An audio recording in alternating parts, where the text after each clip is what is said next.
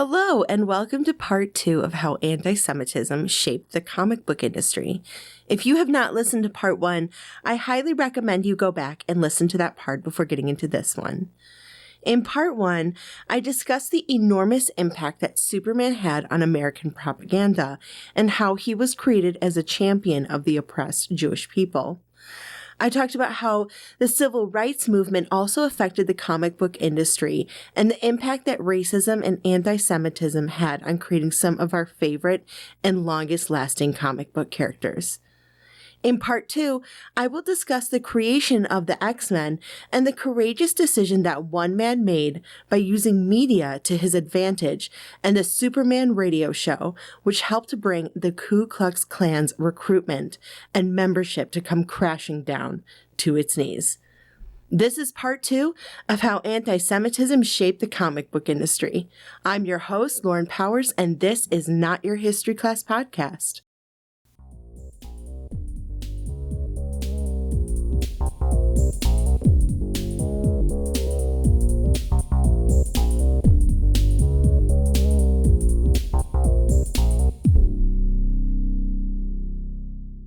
Our standard education has barely touched upon the depth, violence, and tragedy of human history. My intention with this podcast is to illuminate the parts of our history that have been in the dark for far too long. I want to take a comprehensive dive into our world and to give a different and new perspective on our past. After all, education is our strongest weapon against tyranny. Please note, this podcast contains content and information that may not be suitable for children under the age of 13. Please be advised.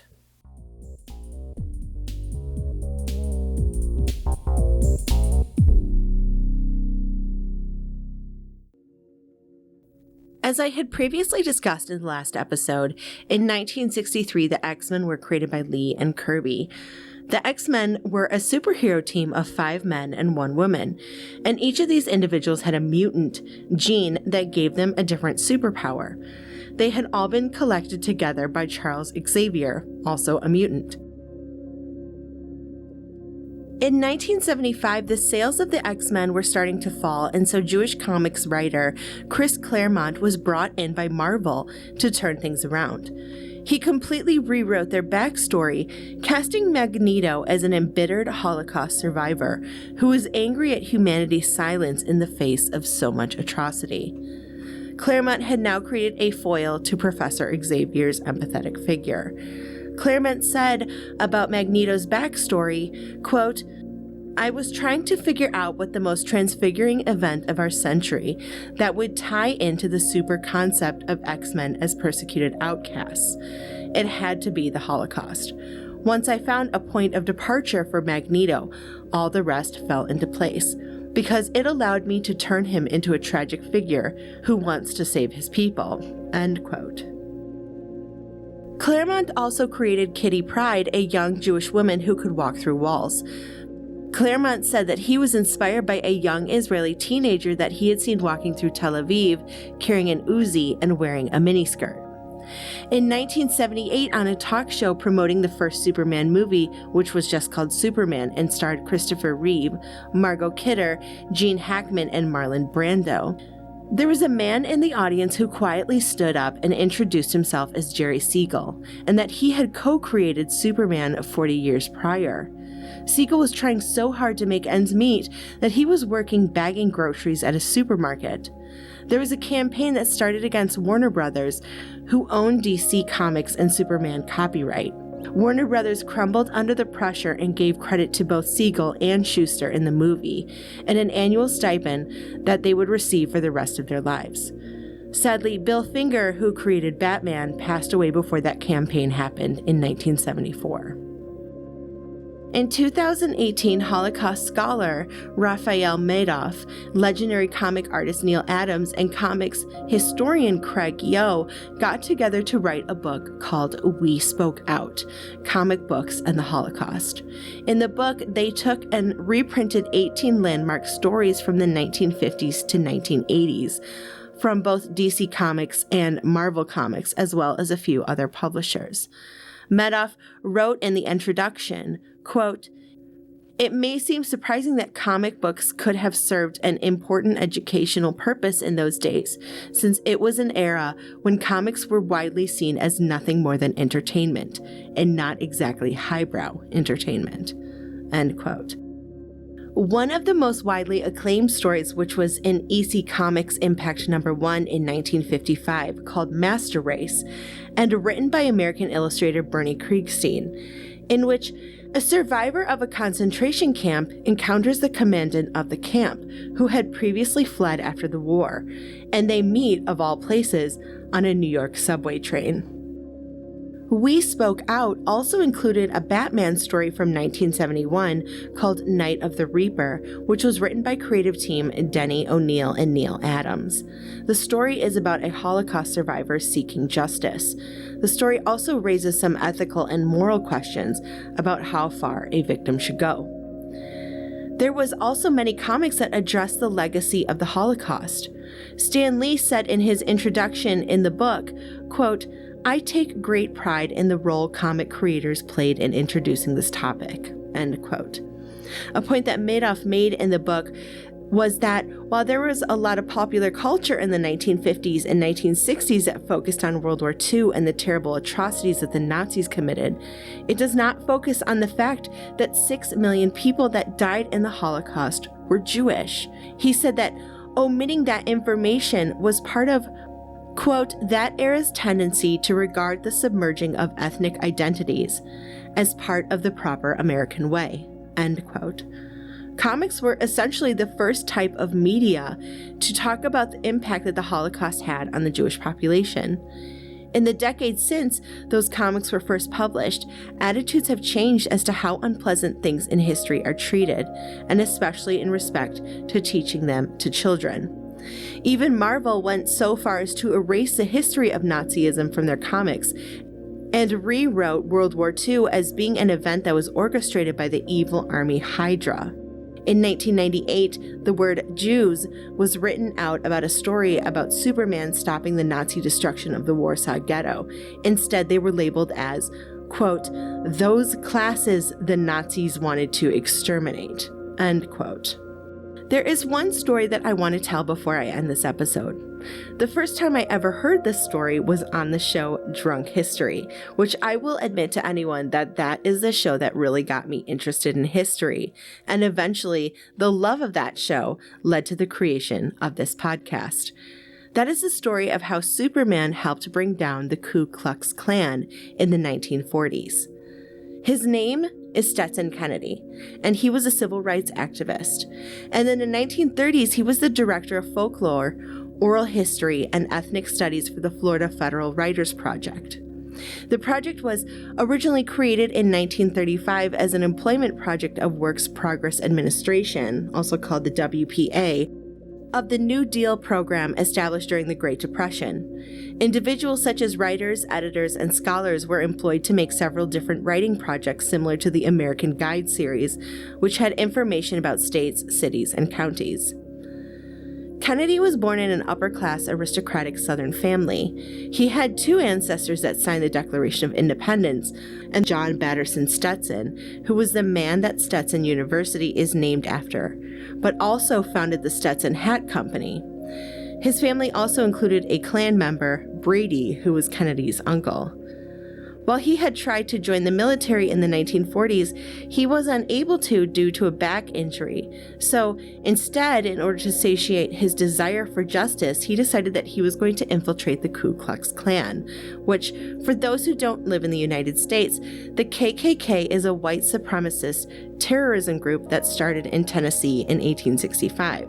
Initially, they were created to resist the Republican Party's policies that wanted to create economic and political equality for African American individuals.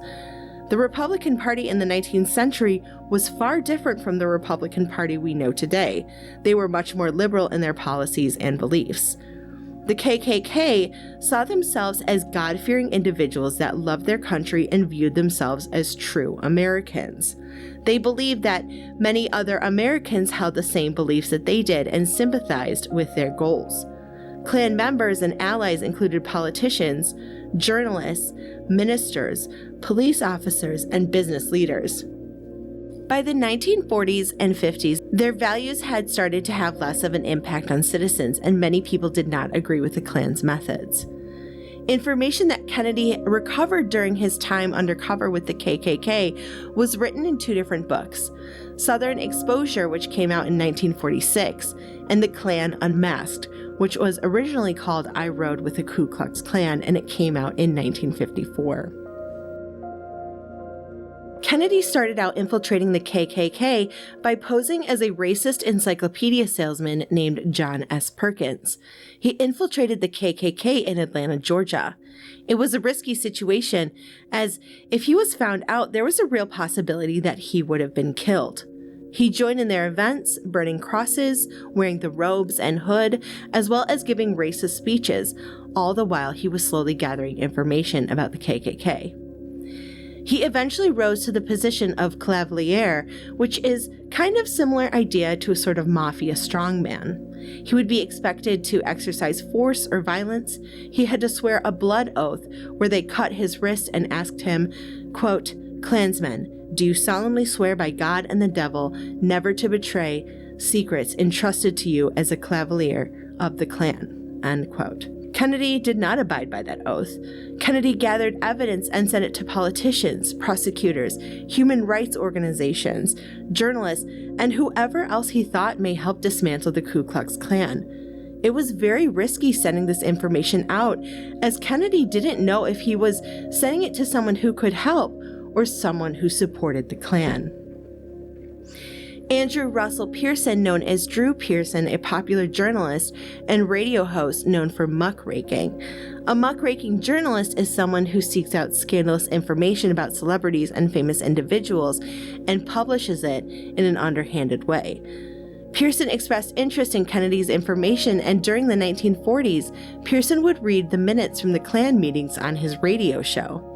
This ended up being devastating to the Klan, as there were many names on there that were pillars of the community that weren't ashamed to be part of the KKK, but then there were the few that were embarrassed to have their names linked to the terrorist organization. Due to this, their secrets being spread on air, the membership for the Klan started to seriously decrease. Kennedy also spoke to Robert Maxwell, who was the producer of the Adventures of Superman radio show, and Kennedy pitched a storyline of Superman versus the Ku Klux Klan. World War II had just ended, and Maxwell was happy to take something new on.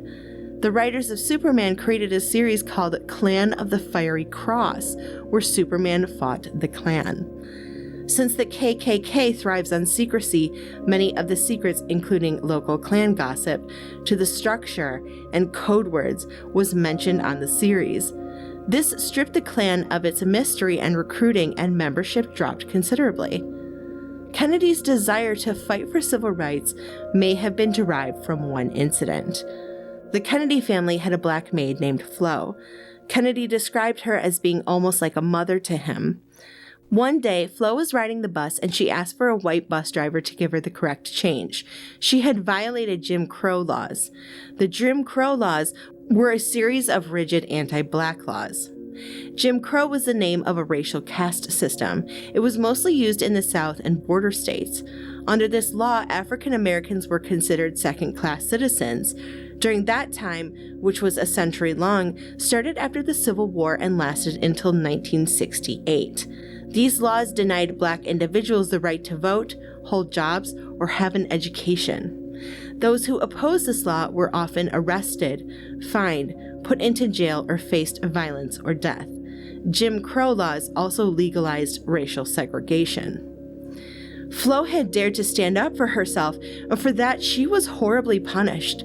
Just a warning to those listening, the next few seconds are going to describe something brutal, so please skip ahead by about 15 seconds if you don't want to listen. For the crime of talking to a white person, the Ku Klux Klan tied her to a tree, beat her, and then she was sexually assaulted by a group of Klansmen. Kennedy now saw the Klansmen as a group of individuals who, despite preaching the word of Christ, were actually terrible criminals.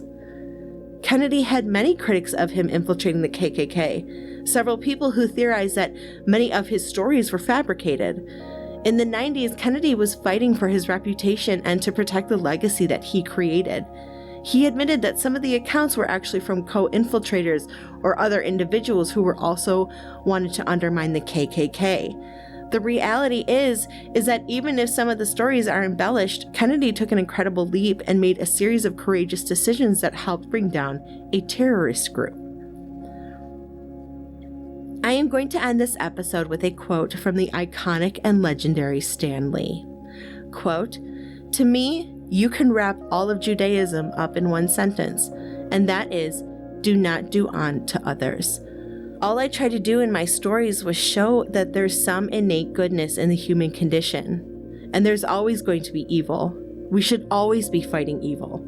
As comic writers, we had to have villains in our stories, and once World War II started, the Nazis gave us the greatest villains in the world to fight against. It was a slam dunk. It's not that when you're powerful, you have to have vulnerability. It's that if you're writing about a character, if he's a powerful character, unless you give him vulnerability, I don't think he'll be as interesting to the reader. Achilles, without his heel, you wouldn't even know his name today." End quote.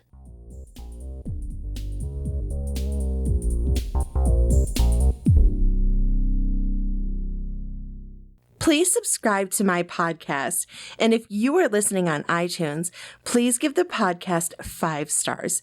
It really helps me get out there. I am currently on TikTok, Instagram, Facebook, and X, so follow me on social media as well. If you are looking for sources for this episode, please check out our show notes. Transcripts and sources will be on my website, notyourhistoryclass.com.